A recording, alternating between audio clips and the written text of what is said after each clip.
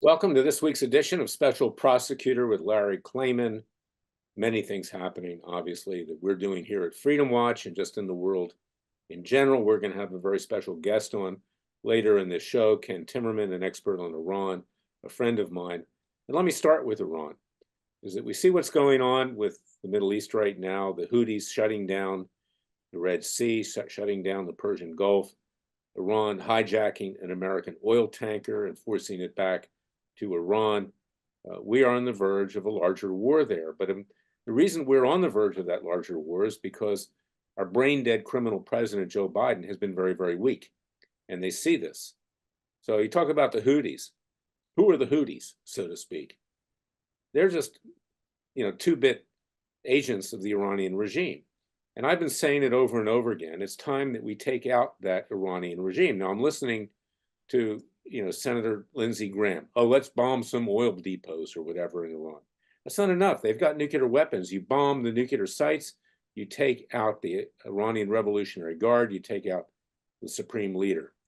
And then you go to Qatar and you have the Israelis do it. You take out the leaders of Hamas. We have to do this surgically. If you have cancer, you don't mess around. You go in there, you take it all out. You cauterize it, you remove it. And now is the time to do it because Iran presumably does not have nuclear weapons. I think they may have one or two, but we can handle that. And it's a wider war. Already you're seeing gas prices go up and other prices go up, and notwithstanding the geopolitical considerations of shutting down the traffic in these key areas of the world where ships now have to go around Cape Horn in Africa to get to their destination. This is harming world trade. So this is something I want to discuss with Ken when he comes on. We have worked together in the past. I have brought lawsuits against the supreme leader, against Iran, against the Revolutionary Guard for clients that I had who were killed at Avon prison. One of them, Akbar Mohammadi, who was the first student leader in modern history to call for regime change. He was imprisoned. He was tortured, and his brother Manager. We had a case a number of years ago, and Ken testified along with the CIA director, former CIA director in that case. It's a long story, and we'll deal with it in another show. But this is what we're dealing with here. We're dealing here with a threat to the United States. The Iranians are very, very sophisticated, but God forbid they ever get a nuclear weapon, and now is the time to take care of it. Now, let's also talk about Donald Trump and his experience in New York this week.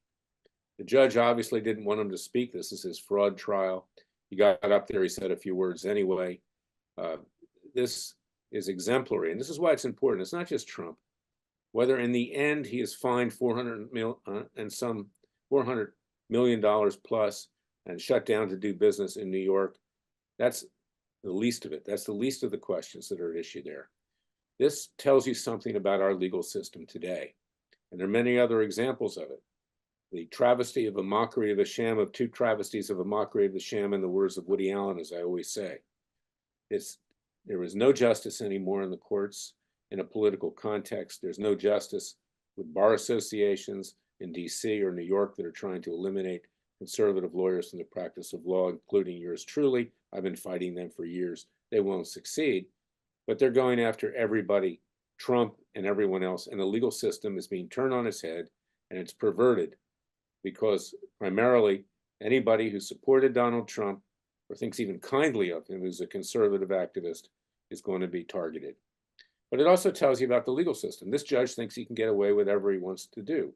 And even before this trial began, he issued a judgment that Trump and his sons had committed fraud, as well as the Trump organization. Didn't even give him a trial. And then you go over and you see what's happening in the District of Columbia with regard to J6 and these judges, whether they're Democrat or Republican appointees, whether they were appointed by Clinton or Obama, or George W. Bush, or now Biden, and of course Trump, they're all the same. They're establishment judges, and they want to crush anyone who would ever challenge the establishment. So even the peaceful protesters, and we represent several of them. I also have a class action in the U.S. District Court for the Northern District of Florida that's going on right now as we speak over illegal surveillance, which could wind up throwing out all the prosecutions and all the convictions if we're successful, the government has been forced to admit that they were illegally surveilling January 6 protesters, gathering evidence to use against them. And now we find out that the Justice Department isn't even stopping with those who were at the Capitol that fateful day. Anyone who communicated with anyone who was at the Capitol now is being hunted down, subject to investigation and potential indictment. Now, why is that? Because we're going into an election season. And of course, the Democrats and the Biden regime don't want anyone to rise up. They want to keep people down. They want to keep criticism to an absolute minimum. They don't want anyone like a Larry Klayman or anyone else to be able to challenge them. And consequently, this is a reign of terror that is being foisted on the American people to shut us up in a virtual dictatorship. And then, of course, you have the brain-dead criminal president, Joe Biden, and his druggy criminal son and his criminal brother, who are being exposed as the Biden crime family and the complete criminals they are. Perhaps the biggest criminals in the history of this country in terms of anyone who occupied the Oval Office. Biden gives a speech this week telling everyone that Trump is evil. He's the equivalent of Adolf Hitler. People that were January 6th are like the Nazis. This is his only argument to try to retain the presidency. And of course, why does he want to retain the presidency? Primarily because that way he controls the Justice Department. And in that way, he assures that he won't be prosecuted, that his son Hunter will be let off the hook for his tax evasion and everything else with a slap on the wrist, and his brother and the rest of his family will go free, including his lovely wife, Jill, who, of course, is a co-conspirator in all of this, and she's benefited from the tens, if not hundreds of $millions that have been laundered through to the Biden crime family from communist China, Russia, Ukraine, and elsewhere. So all of this is related. And you've got a situation here in this country where the American people are lied to on a continual basis. And who is one of the biggest liars in American history? Dr. Fauci, or as we would call him, Dr. Mengele. And this week he was in the news. He was forced to admit that, in fact, the social distancing that occurred and all the masks and quarantining during the period of the pandemic, which is still going on, by the way, that he made that all up. There was no scientific evidence to do that. Harmed kids in terms of their education, harmed business, harmed everyone, and yet didn't prevent COVID-19. He also pushed vaccines, which were dangerous. We know they're dangerous now. Anybody that takes them is living in a different world. And Fauci's still out in the loose. Now, what have we done at Freedom Watch? And this is why I need your help, because we have started our own system of justice, because we don't have justice with our alleged government, our corrupt government. We indicted Biden for bribery from communist Ukraine and Russia. We tried him. We convicted him. We got a sentence of 20 years. We tried Fauci the same way. We got a sentence of life. These sentences need to be carried out, and we are petitioning law enforcement all around the country, sheriffs and police chiefs, because the new Speaker of the House, Mike Johnson, wouldn't send over the Capitol Police to arrest them. We petitioned him to do it. Tells you something about Mike Johnson. Presents a nice image, nice guy, but he's no different than Kevin McCarthy and the rest of the clowns on Capitol Hill. Now, talk about the clowns on Capitol Hill. We saw a publicity stunt earlier in this week by Hunter Biden. One of the committees run by James Comer was going to hold Hunter Biden in contempt for not showing up for his deposition behind closed doors. That was going to be a vote out of the committee. It ultimately did get voted out of the committee. But Hunter Biden's lawyer, Abby Lowell, who I call Abby Normal, shows up with Hunter Biden and offers to testify. Of course, Hunter Biden didn't want to testify. He'd have to take the Fifth Amendment. He's got 2 criminal charges against him. But they make a monkey out of the Republicans. And they get there and they say, okay, we're willing to testify. We're willing to do whatever you want. And they knew that the Republicans wouldn't take them up on the offer. In fact, the only Republican congressman that had any guts was Nancy Mace, who, there was some humor to it, suggested that Hunter Biden be arrested on the spot. Not a bad idea, but that was not going to happen. The Republicans are for show, they're not for dough. So you've got this evil force on the left with Biden, the brain dead criminal, rubber stamping what the socialists, the communists, and the atheists and other radical ideologies want. And you got a Republican Party that does things for show, promising that they're going to impeach Biden, promising they're going to impeach the Secretary of Homeland Security, Mayorkas. They have no intention. It's all basically political, and it's meant to weaken Biden going into the election in 2024. And lo and behold, if the Republicans win, what are you going to get? You're going to get the same thing you got last time. They'll do nothing. And even if Trump wins, I have always been supportive of Trump in my personal capacity. What are you going to get there? He's not even in charge. The deep state will be in charge. They've tried to destroy him. The president is simply a figurehead. So it is time for we, the American people, to rise up and do it for ourselves. Go to freedomwatchusa.org. Contribute to our cause with tax-deductible contributions. We are your real Justice Department. You have no Justice Department. We need to return the rule of law to this country, and everyone needs to be held to account. I'll be back in just a little bit with Ken Timberman. Listen carefully to what he has to say about Iran, because it's just the tip of the iceberg in the way our international scene is going to explode. We're already in World War III, and God forbid, we don't take strong action now, we're going to be in a nuclear holocaust. Stay tuned. In the meantime, go to freedomwatchusa.org and contribute to our cause with tax-deductible contributions, and sign up for our Justice League. I'll be right back.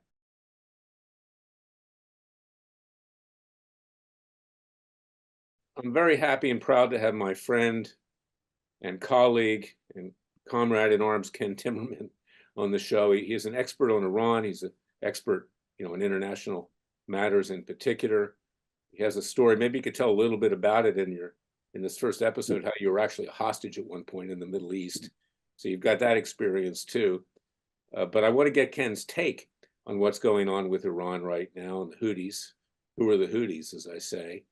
And Ken can give you a really clear perspective on the risk that Iran poses to the United States. Of course, we've been focusing only on the periphery with the so-called surrogates of Iran. So anyway, I want to turn it over to Ken. Tell us a little bit about how you were a hostage, and then we'll get into how we deal with Iran, in your opinion.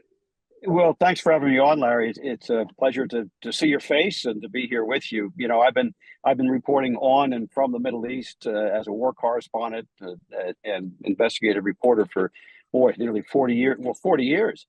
I was taken hostage in '82 in the Israeli war against the PLO, one of the early Israeli wars against Fatah and the PLO in Lebanon, and I was captured by the Fatah. I tell that in my book, and the rest is history.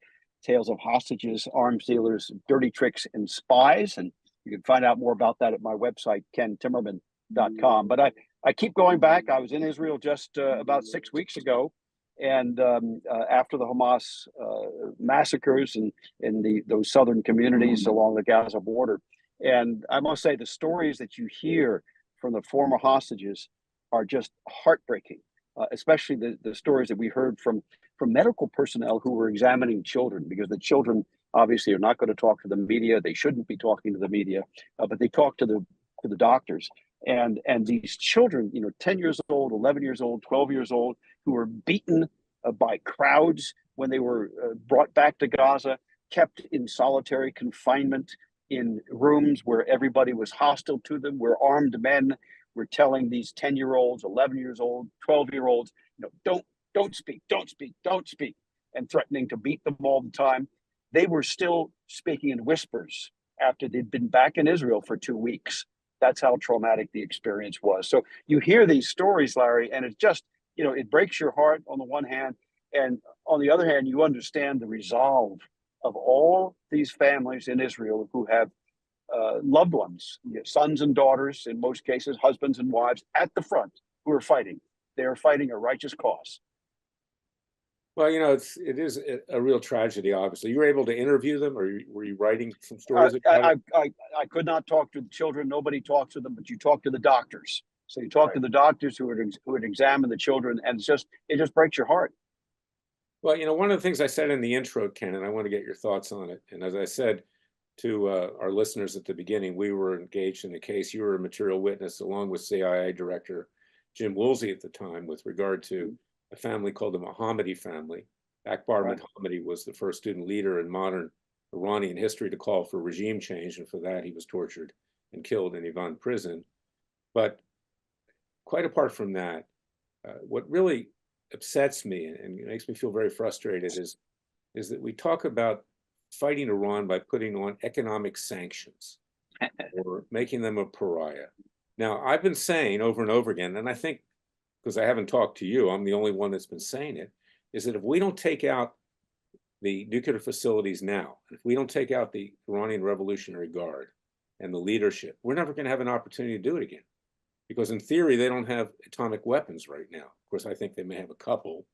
But what do you think about that? Because I think the time is ripe to take them out. Now we've got the excuse, the pretext, because they seized an American oil tanker earlier in the week, on top of everything else that's been going on with, their surrogates in various countries. But give me your thoughts on that.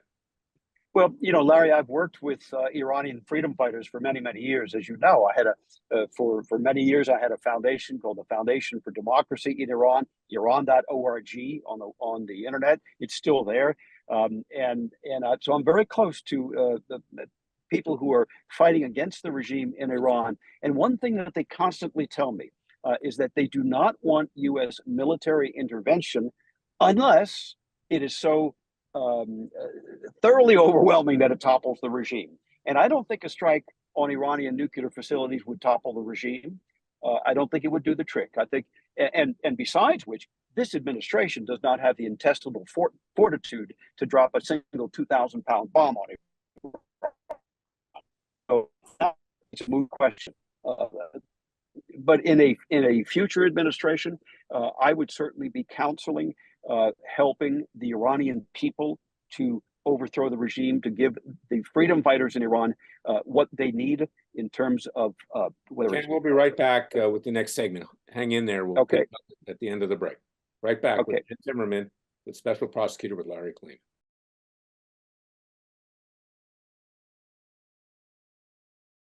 I'm back with Ken Timberman. We were talking about how the Iranian people want us to basically remove the regime, not pinpricks, in military facilities, etc. We had an opportunity many years ago. You and I were working together, in effect, during the Obama administration, when there was that opportunity to potentially overthrow the regime. Now it's many years later, and that regime is now very powerful. So how would you go about overthrowing them if given the current state of affairs and the strength of the Iranian regime? Well, in 2009, which you're referring to, where there were 3 million people in the streets of Tehran, and they were, chanting, "Obama, are you with us?" And Obama basically said back to them, "No, I'm not. I'm with the regime." For the past 2 years, since 2021, you've had uprisings all across Iran, popular protests, the hijab protests, women life movement of Iranian women, and also ethnic minorities, extremely important ethnic minority people. People think that Iran is Persia. Persia is part of today's Iran, but that's only half of it. Half of the Iranian people even speak Persian. They speak Kurdish. They speak various dialects, Arabic, and other languages. So I think we need to have a pretty broad-based movement that reaches out to those leaders on the ground all across Iran, from all different segments of the population. It can be done publicly through public diplomacy. I think there are also things that should be done covertly. Those, obviously, I'm not going to talk about. But there's a lot that we can do through public diplomacy, through broadcasting, through internet freedom, through, for example, ensuring that they have access to the internet through these portable Wi-Fi networks that you can set up in the mountains of Kurdistan and elsewhere. There's lots of things that we can do that we have not thought of doing. But I would like to make the mullahs' lives very uncomfortable, and I would like to enhance the ability of the Iranian people to make their lives very uncomfortable. What makes you think they have the firepower to take out the Iranian Revolutionary Guard, which protects the supreme leader and the other animals over there? Well, you're not going to take them. You're not going to take them out militarily, and that's something that is very important for people to understand. Civil disobedience is a weapon of political warfare. It is not being used as a weapon of political warfare by the United States or by our allies. But I think there's lots of things that we can do by helping the Iranians to organize a kind of political jiu-jitsu against the regime. The people of Iran will not have more weapons than the Revolutionary Guards. It would be futile to oppose them with weapons. They will get creamed. They'll get destroyed. Better is to infiltrate, to undermine, to create a popular movement that delegitimizes them. And I think that's the important thing. Right now, they are the legitimate power in Iran. That's the way they portray themselves. That's the way they're seen. We have to find ways through political action to delegitimize them. If you were to try to take them out militarily, how would you do it? Well, that's a completely different story. And, you know, I'm not a military person. I'm a war correspondent. I've been on the ground. I've been shot at in a number of places. But, you know, I'm not a military strategist. But I think there are things that we can do. There are things that the Iranians have told me we can do. But it would be a very, very large operation. And it'd be the kind of thing I don't see any U.S. administration doing anytime soon. Do you think that Lindsey Graham's idea to bomb the oil wells would accomplish anything? I think that's one of the dumbest things I've ever heard. And as much as I like Lindsey Graham, you hit the oil wells in Iran, and what you've done is turn the Iranian people against us. And that's the last thing that we want to do. We want to keep them on our side. We want to show them that we are on their side against the regime. So that is not a smart thing to do. You can do targeted strikes like President Trump did against Qasem Soleimani. That was actually up inside Iran. The thugs who are running the Revolutionary Guards, who are running, they are powerful in Iran itself. So that kind of operation you can carry out. But going after infrastructure would be a very bad idea, in my opinion. Do we have the capability of infiltrating and assassinating the supreme leader and people around him? Well, look, I'm not in the intelligence community. I can't tell you, but we did it with Qasem Soleimani, and that was a pretty impressive operation. He had just arrived from, I believe, Syria on an aircraft at Baghdad International Airport with another militia leader, got into a car in a small convoy at like 2 o'clock in the morning, and bang, we hit him with a Predator drone strike. That was very good intelligence. So if you have the intelligence to do that kind of thing, you ought to have the intelligence to go about assassinating just about anybody. Now, I remind you, assassination is, of course, illegal under U.S. law, and it requires a presidential finding. And I can't remember the last time there was a presidential finding to assassinate the leader of another country. Unless it's our leader, you know. Yes, unless it's our leader. That's Harvey Oswald or whoever. And there is political assassination. Well, right, and political assassinations with President Trump. What do you think the effect would be in Iran if we did assassinate the supreme leader? Would that freeze them? Well, Larry, I think, again, the regime itself has a monopoly on all the forces of repression, on all the weapons. They have a monopoly on the police and the IRGC. And I think they would clamp down very, very quickly, and there would just be another supreme leader. I don't think that's a solution. I would not advocate that as a policy at this point. I think there are, again, I favor a political jiu-jitsu. I favor nonviolent political activity. I favor delegitimizing the regime in the eyes of the people and in the eyes of the regime leaders themselves. If you have a defection among Revolutionary Guards officers against the hierarchy because they're corrupt, because they're putting money in their pockets, because they are not helping the junior officers and the people on the ground, I think that goes a long, long way to getting rid of the regime. You delegitimize them. Let's talk about the Hamas leaders that are living high on the Hog in Qatar. Right. Yeah. So the Israelis are not allowed to continue. Why aren't the Israelis taking them out? Don't bet that the Israelis won't take them out. They have said they will, and they've said that all of the Hamas leaders who have taken part in the October 7th massacres, they will pay a price. And I sat and listened to Mark Regev just today say exactly that again. They will pay a price. So you know, the Israelis are patient when it comes to things like this. Remember, they waited several years after the 1972 massacre at the Munich Olympics before they got most of the people there. And then, of course, there was a mistake and they had to stop. But I believe that they will go after them wherever they can find them and wherever they can mount a credible operation. What do you think about whether or not there should be some kind of peace between Hamas and Israel? It looks to me like what Israel's doing now is they're moving troops to the northern border with Lebanon, and they're basically just doing a holding action in southern Gaza. Is that a prelude to possibly some kind of an agreement where Hamas will be relegated to lesser importance? I don't see, frankly, how the Israelis, the way they're going about it, will ever eliminate all of Hamas. It's going to be difficult. I think they realize how difficult it's going to be. They have destroyed the Hamas military infrastructure in the north. They are working on that in central Gaza. They're working on that in Khan Yunis. Khan Yunis is a very difficult piece because it's full of so many civilians, and so they have to try to go after these tunnels and underground workshops in the midst of a civilian population. Very, very difficult thing to do. But I think what the Israelis want to do is to ultimately to stabilize the situation. They want to prevent Hamas from being able to launch rockets against Israeli populations. They want to be able to prevent Hamas from launching a cross-border attack such as they did on October 7th. And slowly they are getting to that goal. But it looks like they're moving troops away and moving up to the northern border. But they're in this for the long haul. Their defense minister and the chief of staff have both said the fighting in Gaza will continue throughout 2024, all year long. So they're not leaving. They're just minimizing. They're working with a smaller footprint and with more targeted attacks.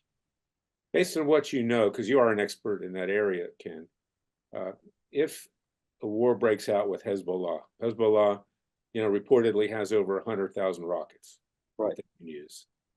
How could Israel expect to win that war under those circumstances? Wouldn't Hezbollah totally decimate Israel at that point? No, and I'll tell you why I say that. I think the Iranians telegraphed their intentions on October 7th when they did not order Hezbollah to join the fighting.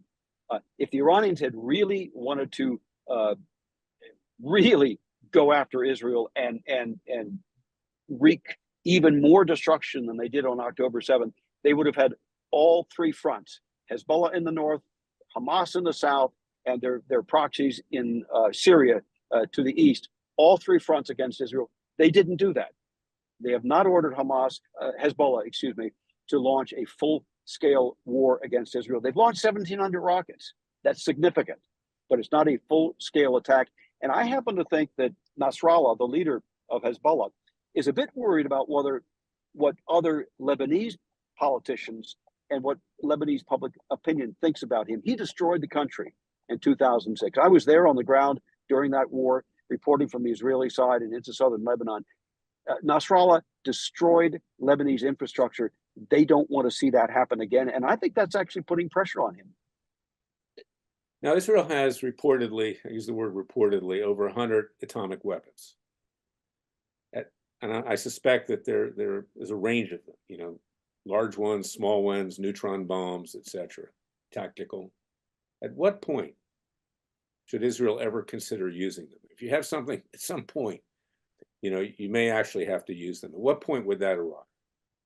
Well, I think Israeli doctrine has for decades been, as former Prime Minister Shimon Peres said, Israel will not be the first to introduce nuclear weapons into the region, but they won't be the last either.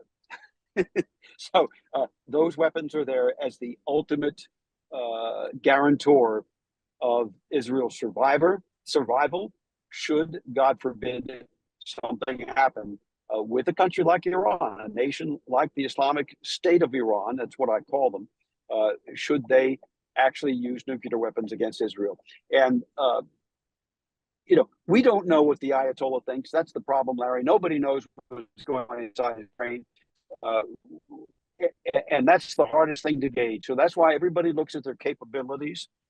They look now with increasing alarm at Iran's stockpiling of 60% uranium. And 60% uranium is almost weapons grade. I mean, it's very, very close. the IAEA has estimated that they can have 5 nuclear weapons within a month. There are independent experts who've said they can have 5 within 12 weeks. Should they push the final bit of enrichment? So the Iranians are really on a razor's edge between being a non-nuclear state and a nuclear weapon state. I don't think the Israelis will allow them to go that final, couple of inches, whatever it is, the turns of a screw. But they don't need to use nuclear weapons to do that. What could they use to do that? We've got about 2 minutes left, and then I want to let you tell people where they can reach you and support you. Got 1 minute left. Well, we'll go into the other last segment too. So go ahead, Ken. Well, look, I think the Israelis have shown over the past couple of years that they have many other non-kinetic ways of slowing down the Iranian nuclear weapons program, whether it's by attacking the centrifuges with a computer virus, cyber attack, whether it's killing nuclear scientists, whether it's by stealing the nuclear archive and then making it public. An amazing intelligence coup in play is getting very, very close now to a nuclear-ready Iran, and I think that's got the Israelis looking at other options, more kinetic options. Well, and that's my point. We'll talk about it at the other end of the break. I got about 30 seconds here, and we'll come back and deal with this because it's a very important issue, and it gets back to the initial point that I made. We'll be right back with Ken Timberman. Stay tuned. Now, fellow patriots, the verdict. Those who believe in the vision and creation of our founding fathers, fellow patriots. We're back with Ken Timberman. Well, this gets us full circle, because if the Iranians are just weeks away or a month away from putting together 5 atomic bombs, will cyber warfare stop that? And if they do get those bombs, which they apparently can get very, very quickly, the ramifications in terms of what's going on with Hezbollah, with Hamas, with the Islamic Jihad, with the Houthis, you name it, Syria, everything becomes much more acute and pronounced.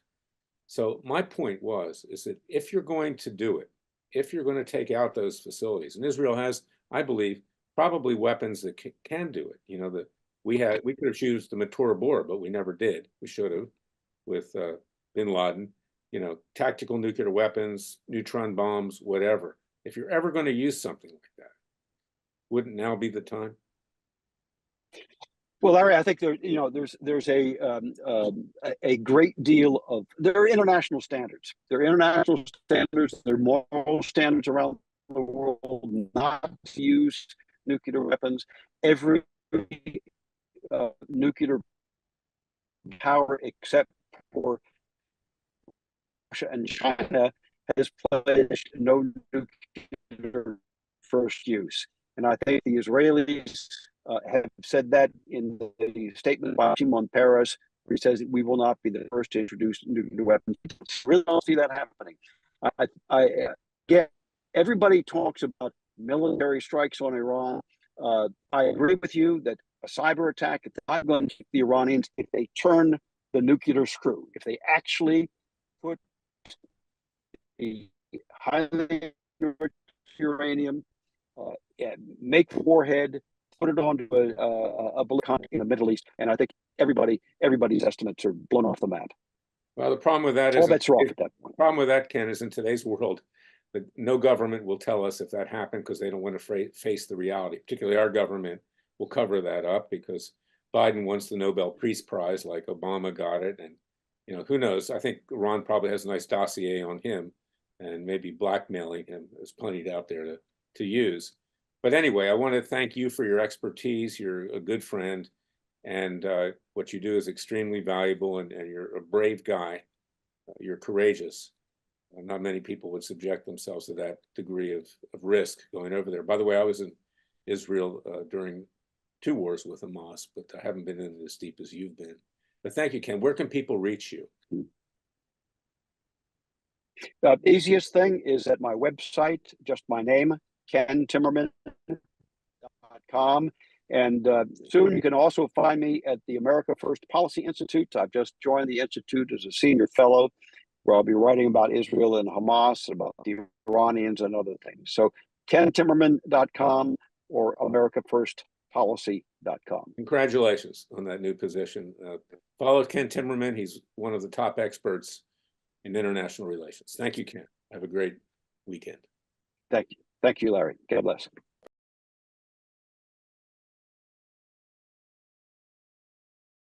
I want you to go to freedomwatchusa.org, join our Justice League, contribute with tax-deductible contributions. We are unafraid. We can sit here in a dream world believing that nothing's going to happen, that this will all go away, but it won't. And as Ken Timberman said, Iran is right on the verge of a nuclear weapon. They can put one together in a matter of days, and they probably already have. And for us to sit there and to play games with Houthis or cuties or whatever the case may be is a waste of time. It's simply provoking. It's poking. It's exacerbating the cancer that's already there. So now is the time to act if you're ever going to act. And I maintain, forget about nuclear norms, international norms. Everybody hates Israel anyway, not me, not you, not our listeners, but the international community. They have to do what needs to be done, and the United States needs to do what needs to be done. We'll be back next week with another edition of Special Prosecutor with Larry Klayman. Until then, remember, the Father and Son will only help us if we help ourselves, and thank God that we do have that Father and Son behind us, because that may be our salvation, and I know it will be. Thank you for listening to me, and we'll be back next week.